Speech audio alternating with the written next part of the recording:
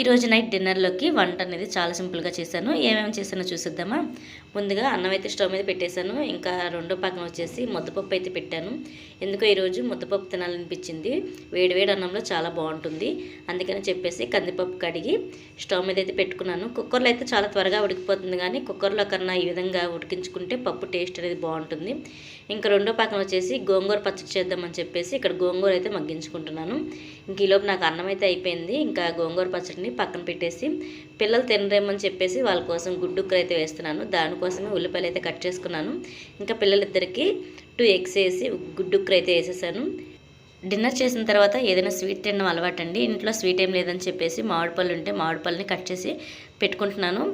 ఇంకా ఈలోపు నాకు ఇక్కడ గోంగూర అయితే మగ్గిపోయింది. ఇంకా పచ్చడి అయితే మిక్సీలో వేసేసి తాలింపు అయితే పెట్టేసుకున్నాను. ఈ వంట పని అంతా పూర్తి అయ్యేసరికి పప్పు కూడా ఉడికిపోయింది. ఈరోజు మా నైట్ డిన్నర్ వచ్చేసి ఇదే. వీడియో నచ్చితే లైక్ చేయండి. Thank you for watching.